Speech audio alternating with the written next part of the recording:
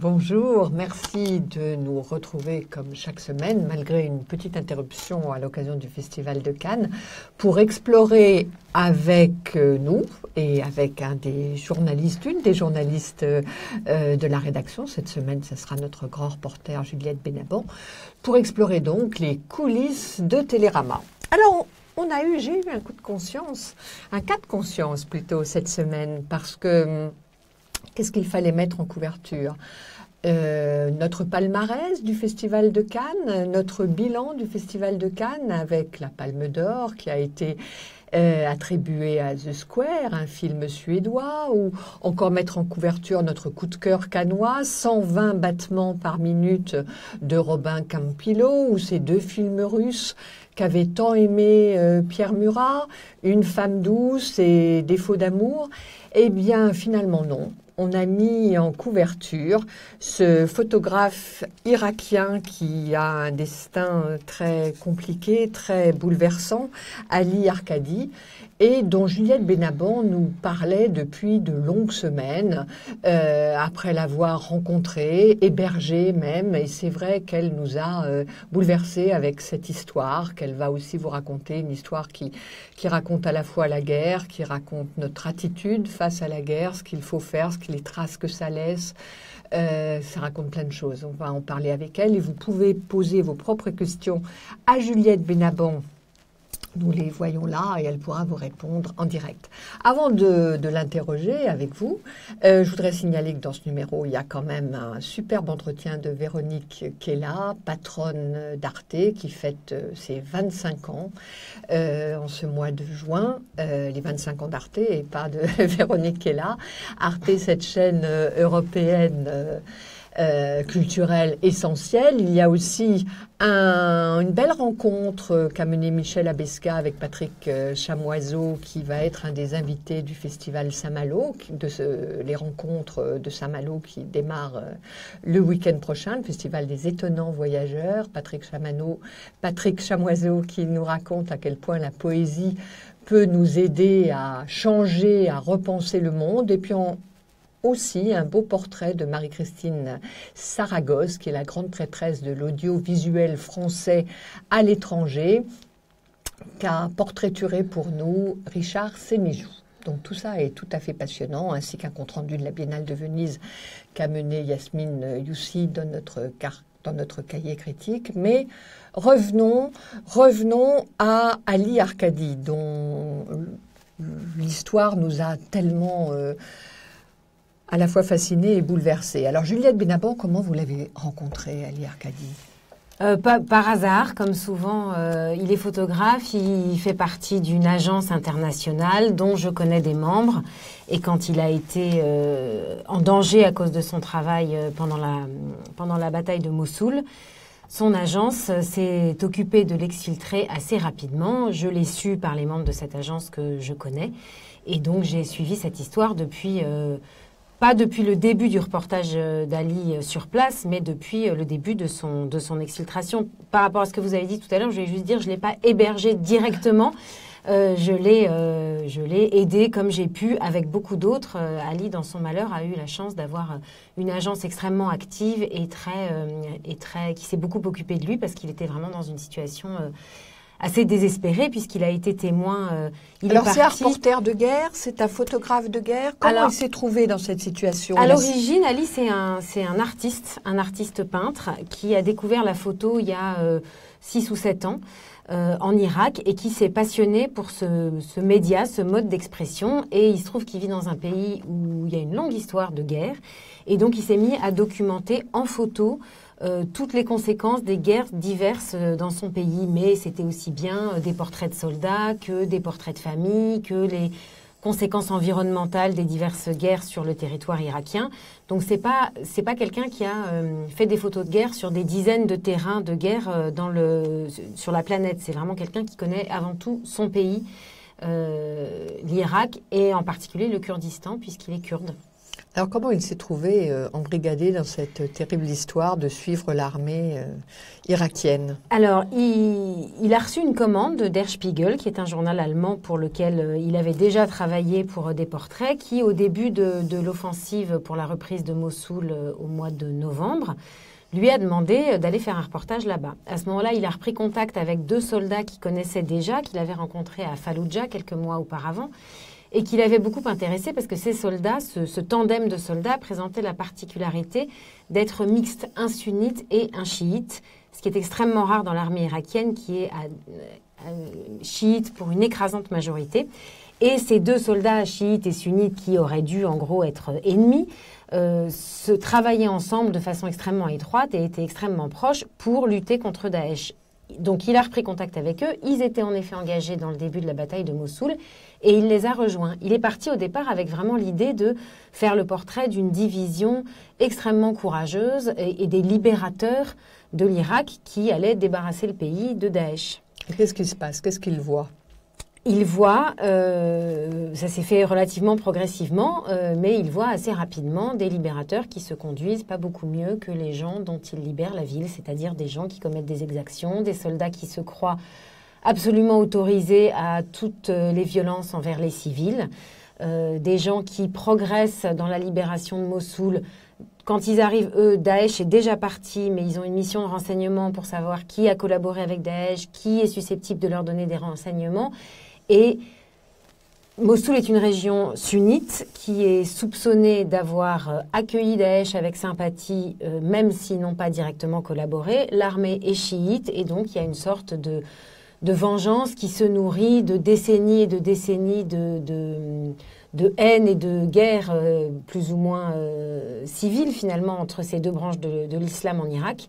Et donc Ali se retrouve à assister à des choses auxquelles il ne s'attendait pas du tout, mais à des violences qui s'apparentent vraiment à des crimes de guerre, hein, des scènes de torture sur des civils dont il est parfaitement su qu'ils n'ont absolument pas collaboré à Daesh et donc ils n'ont aucun renseignement en violation à la fameuse Convention de Genève. En violation totale de toutes les lois de la guerre et de toutes les lois internationales qui protègent les civils en temps de guerre que l'Irak a signées. Alors, qu'est-ce qu'il fait là? Il photographie, mais qu'est-ce qui se passe? Alors, il photographie, il filme, il se pose des questions et assez vite, il fonctionne par période, c'est-à-dire qu'il suit vraiment des groupes de soldats, il s'en va quand eux sont en permission, lui rentre chez lui, quand ils reviennent, il revient, etc. Et évidemment, il ne dit pas ce qu'il pense. Donc, il ne se révolte pas. Ah ben non. Ben non, il n'est pas vraiment en position de se révolter. Il passe ses journées avec des hommes qui sont armés jusqu'aux dents, qui sont absolument, et c'est vraiment quelque chose qui souligne, qui sont très fiers de ce qu'ils font. C'est-à-dire qu'il n'y a aucune gêne, il n'y a aucune honte.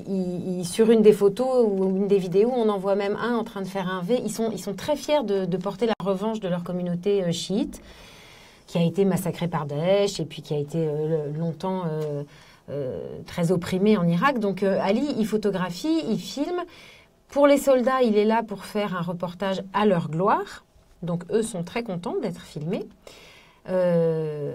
Jusqu'au moment où, évidemment, lui se demande ce qu'il va faire de ces images. Eux l'impliquent d'une certaine façon pour s'assurer de son silence. Donc, à 2 reprises, Ali le raconte avec beaucoup de douleur et beaucoup de difficultés. Mais ça, il ne vous l'a pas dit tout de suite. Non, il ne l'a pas dit tout de suite. À 2 reprises, il a participé dans des proportions qui n'ont rien à voir avec celles des soldats. Hein, mais il a giflé un prisonnier. Parce qu'il y a été obligé. Parce qu'il était dans une scène de torture, qu'il était présent et qu'à un moment donné, quand ils ont eu fini, si je puis dire, les soldats se sont tournés vers lui et lui ont dit « Et toi, qu'est-ce que tu fais ?» Pour le mouiller, quoi, pour le compromettre. Alors, il a dit, moi, je suis journaliste, je fais rien. Et puis, il s'est retrouvé en pleine nuit, seul, avec des soldats armés jusqu'aux dents qui le regardaient en attendant de voir comment il allait réagir. Il dit aujourd'hui que s'il ne l'avait pas fait, il l'aurait tué. C'est difficile de le savoir. Moi, j'étais pas sur le terrain avec lui. C'est difficile de juger aussi. Mais il est certain qu'ils en étaient capables. En tout cas, au vu des photos que nous, on publie cette semaine et des dizaines de vidéos que j'ai pu visionner, dont certaines ont été diffusées dans la presse américaine, on n'a aucun doute sur le fait que s'ils avaient voulu se débarrasser d'Ali Arkadi, ils l'auraient fait sans le moindre état d'âme. Et on n'aurait jamais ces photos.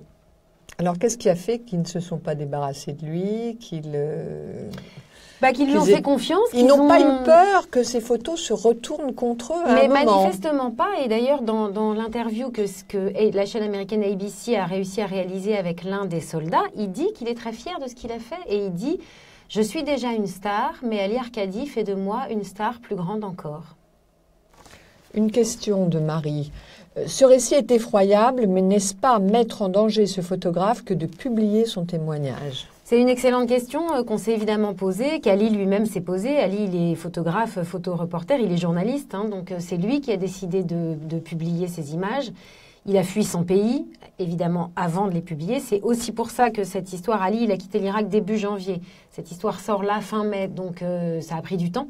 Ça a pris le temps qu'il soit à l'abri. Oui, parce que nous-mêmes, on gardait votre reportage sous le coude depuis longtemps, Juliette. Oui. Ça a pris du temps pour que d'abord il sorte lui, qu'ensuite il fasse sortir sa femme et sa fille, qu'on réussisse collectivement avec une implication vraiment de beaucoup de monde à faire sortir cette femme de 27 ans et cette petite fille de 4 ans qui n'avait jamais quitté l'Irak de leur vie. Sa femme était sortie, je crois, une seule fois de son pays. Donc ça, c'était un préalable indispensable. Il a fallu que sa famille qui est restée sur place puisse quitter leur ville aussi et se mettre à l'abri. Et voilà, tout ça a pris beaucoup de temps. Lui a décidé de publier son témoignage pour ne pas avoir fait tout ça pour rien. Et puis parce qu'il est journaliste et que quand on est journaliste, on a envie que la vérité soit connue, que cette guerre à Mossoul, elle implique beaucoup de pays du monde, y compris une coalition internationale dont la France fait partie, et qu'il a eu le sentiment d'être témoin d'une vérité qu'il ne pouvait pas garder pour lui, que le monde devait savoir. Donc c'est un geste politique, évidemment, de publier ces photos. C'est un geste journalistique, politique, et très lourd, et qui lui coûte très cher, parce qu'il n'a pas la moindre idée de si un jour il pourra retourner dans son pays. Il n'a pas la moindre idée de ce qu'il va devenir. Il obtiendra l'asile dans le pays où il se trouve, je pense, et je pense même qu'il pourra l'obtenir, je l'espère, dans n'importe quel pays où il souhaitera aller. Mais c'est toute une vie à reconstruire. En Irak, il avait beaucoup de travail. C'était facile pour lui de travailler. Il était photographe dans une zone où il n'y en a pas beaucoup. Tout est à reconstruire pour lui. Donc c'est vraiment l'engagement d'un journaliste pour son métier, quoi. Deuxième question, d'Étienne, vous avez aidé Ali allant bien au-delà de votre rôle de journaliste, non? Je crois pas. Je crois que quand on est journaliste, on rencontre tout un tas de gens, tout un tas de situations, et que j'ai rien compromis de mon objectivité par rapport à l'article que j'écris sur lui. J'espère rester en contact avec Ali, comme je suis restée en contact avec plein de gens que j'ai croisés dans mes sujets et dans mes longues années de journalisme. À partir du moment où ça ne compromet pas mon point de vue sur ce qu'on me raconte, j'ai pas l'impression d'être allée au-delà de mon rôle. Et je pense que j'ai été aussi dans un rôle... Enfin voilà, cet homme avait besoin d'aide, et c'est un journaliste qui avait besoin d'aide de journalistes. Mais alors justement, en tant que journaliste, vous, qu'est-ce qui vous a le plus bouleversé dans cette histoire? Mais c'est le prix que cet homme paye pour qu'on soit informé. Et je dis « on » parce que là, pour le coup, je suis journaliste, mais je suis citoyenne. Et moi, cette information, je trouve qu'elle est utile et qu'elle est nécessaire. Et à travers l'histoire d'Ali, vraiment, qu'on raconte quasiment semaine par semaine, on mesure que pour que des vérités comme celle-ci sortent, deviennent publiques, qu'elles arrivent aux yeux du monde, il y a des gens qui payent très cher. Il y a plein d'histoires de journalistes qui l'ont payé de leur vie. C'est pas le cas d'Ali Arkadi, et heureusement.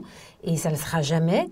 Mais il le paye quand même très cher. Et donc c'est aussi, moi, ce qui m'a vraiment bouleversée, c'est l'engagement de cet homme et son engagement au service de l'information, parce que finalement, il aurait pu finir ce reportage, ne jamais le diffuser nulle part, rester copain comme il était plus ou moins avec ses soldats, et détruire ces images qui risquaient d'être gênantes pour lui, et continuer sa vie. Ça aurait été bien plus confortable.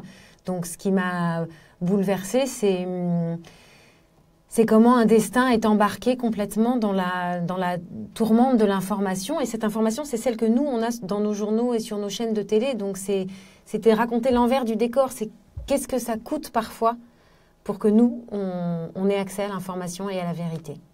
Vous n'avez pas été troublé par le fait qu'il ait dû devoir pactiser quand même avec l'ennemi? Ah bah si, bien sûr, j'ai été troublée, d'autant qu'il ne me l'a pas dit tout de suite.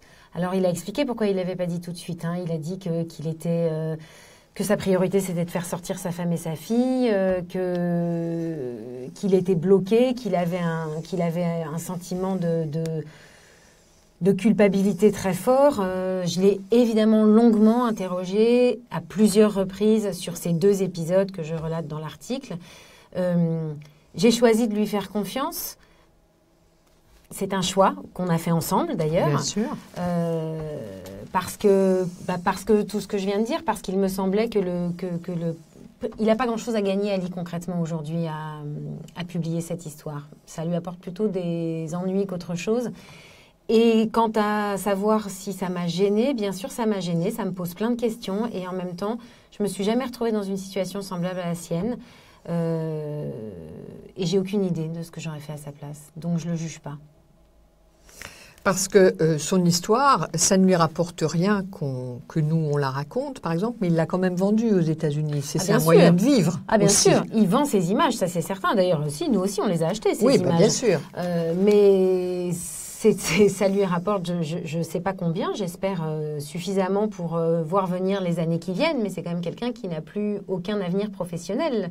Là où il est aujourd'hui, tout son travail était axé sur son pays, tout son savoir-faire, tout ce pourquoi les journaux qu'il faisait travailler, que ce soit Der Spiegel, The Independent, des journaux américains, ne l'appelaient que parce qu'il était en Irak, qu'il y avait des contacts et qu'il pouvait faire des reportages là-bas. Aujourd'hui, il ne peut plus rien faire de tout ça. Donc le temps qu'il se reconstruise un avenir professionnel, j'espère que ce que ces photos-là lui rapportent lui permettront de tenir jusque-là, mais il n'est pas millionnaire jusqu'à la fin de ses jours, ça c'est sûr. C'est quel type d'homme ? C'est un garçon très souriant, étrangement.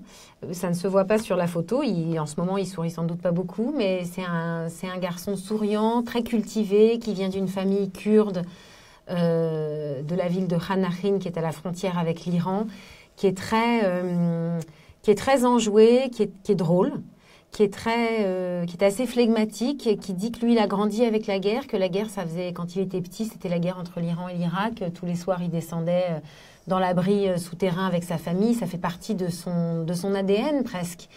C'est un artiste aussi. C'est quelqu'un qui a une grande sensibilité artistique, culturelle. C'est quelqu'un qui dessine beaucoup, qui lit beaucoup, qui est très proche de sa femme et de sa petite fille, qui voyait peu quand il était en Irak et qui voit davantage maintenant qu'ils sont en exil un peu collés. Quel peut être l'avenir journalistique d'Ali, demande Louis. Je ne sais pas. Je pense qu'il peut déjà expliquer le travail qu'il a fait, qui pose beaucoup de questions. On le fait là de façon très ramassée, mais évidemment, lui, j'espère, aura l'occasion d'être interrogé, de donner des conférences, de parler de son pays. C'est un très bon connaisseur de son pays aussi, de l'histoire de la guerre, des différentes guerres de l'Irak, des différentes communautés. C'est un photographe, hein, donc techniquement, il peut faire des photos sur n'importe quel terrain et sur n'importe quel... Je ne sais pas ce qu'il souhaitera faire. Je pense qu'il ne souhaitera plus faire de reportage de guerre. C'est ce qu'il m'a dit. En tout cas, il peut changer d'avis. Tout ça est très frais. Mais c'est une question à laquelle je ne peux pas répondre et je pense que lui non plus. Vous pensez qu'il est recherché par l'armée irakienne ? Ah, j'en suis sûre. Il a reçu des menaces de mort. Sa famille, qui est encore en Irak, a reçu des menaces de mort. La division dont il est question a dit qu'il a publié à tous les checkpoints des photos de lui en disant qu'il avait volé du matériel. Ça, je suis absolument certaine qu'il est recherché en Irak. Et j'espère qu'il ne sera pas recherché en dehors des frontières de l'Irak et que, de toute façon, il est loin, donc ça sera difficile de le trouver. Mais ça, je suis certaine qu'il est recherché, oui. Juliette Benaban, ce n'est pas la première fois que vous nous trouvez de bons sujets, de bonnes histoires à Télérama. Vous êtes grand reporter. Comment vous sentez que c'est une histoire passionnante, Qu'est-ce qu'il faut pour qu'un sujet vous titille et vous dise... Si moi, ça me passionne, je me dis que ça peut passionner d'autres gens. Si ça m'interroge...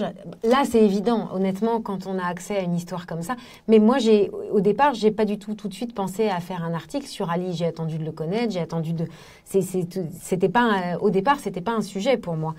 Après, comment je sais c'est vraiment difficile à dire, c'est un peu instinctif. Et puis, je sais pas toute seule, je sais quand je discute, je sais quand je le soumets à vous, aux gens avec qui je travaille. Je vois bien quand ça prend ou quand ça prend pas.